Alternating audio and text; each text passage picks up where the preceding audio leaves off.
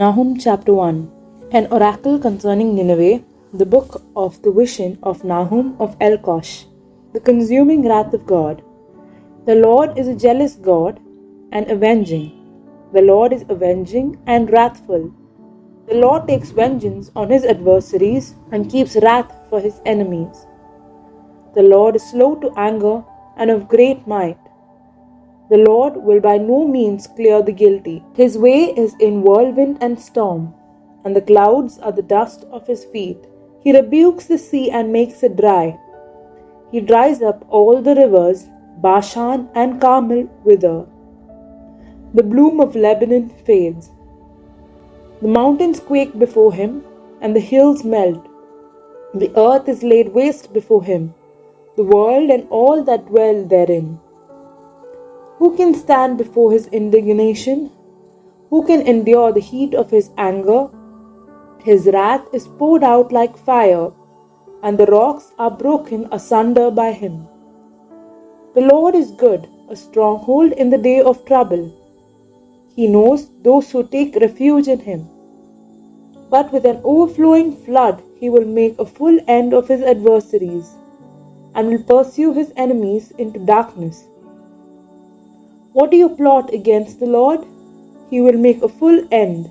He will not take vengeance twice on his foes. Like entangled thorns they are consumed, like dry stubble. Did one not come out from you, who plotted evil against the Lord, and counseled villainy? Good news for Judah.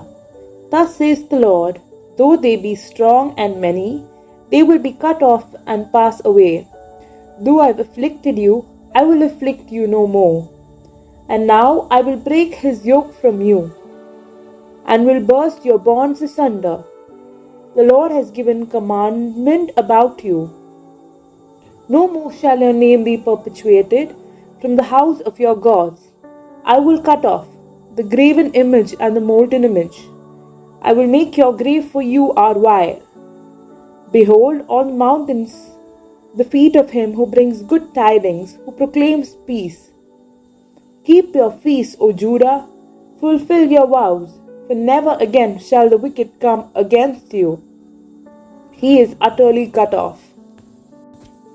Nahum chapter 2. The destruction of the wicked city. The shatterer has come up against you. Man the ramparts, watch the road. Gird your loins, collect all your strength.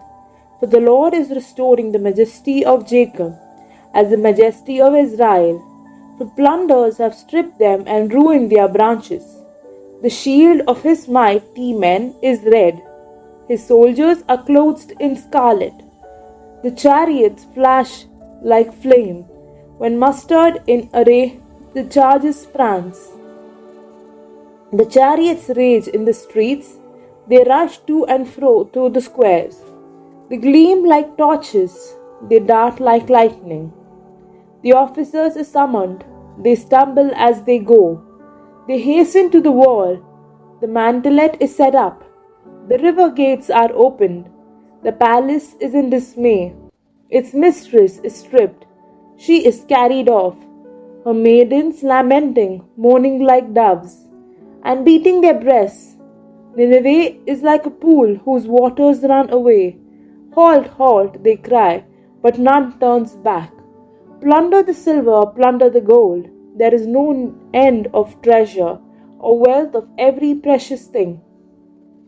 Desolate, desolation and ruin. Hearts faint and knees tremble. Anguish is on all loins.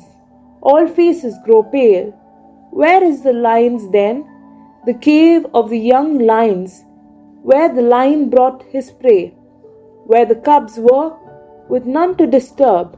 The lion tore enough for his whelps, and strangled prey for his lioness.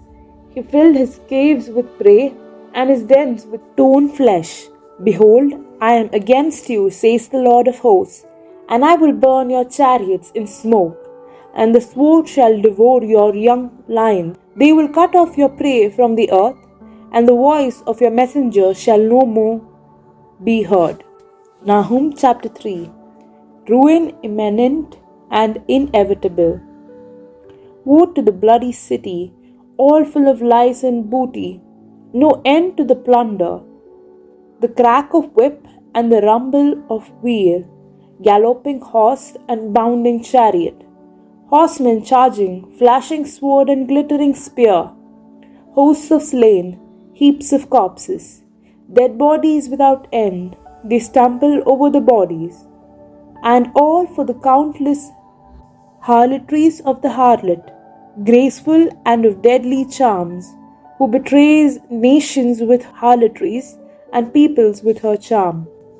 Behold, I am against you, says the Lord of hosts, and I will lift up your skirts over your face, and I will let nations look on your nakedness, and kingdoms on your shame.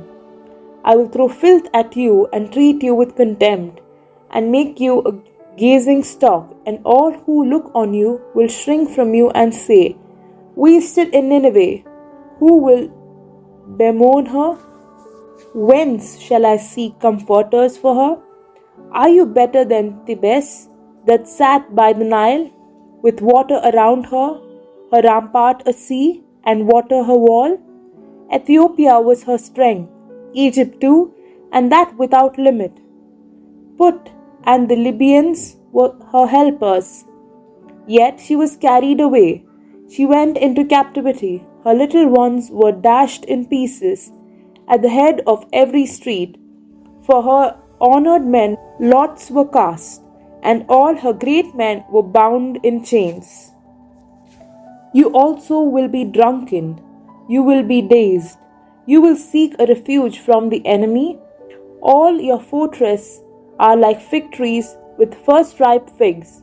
If shaken, they fall into the mouth of the eater. Behold, your troops are women in your midst. The gates of your land are wide open to your foes. Fire has devoured your bars. Draw water for the siege strength, your forts. Go into the clay, tread the mortar, take hold of the brick mold. There will the fire devour you, the sword will cut you off. It will devour you like the locust. Multiply yourself like the locust, multiply like the grasshopper. You increased your merchants more than the stars of the heavens.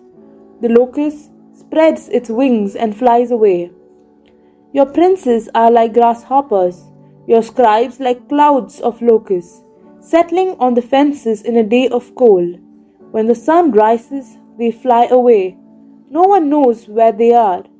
Your shepherds are asleep, O King of Assyria. Your nobles slumber. Your people are scattered on the mountains, with none to gather them. There is no sounding your urge. Your wound is grievous. All who hear the news of you clap their hands over you, for upon whom has not come your unceasing evil?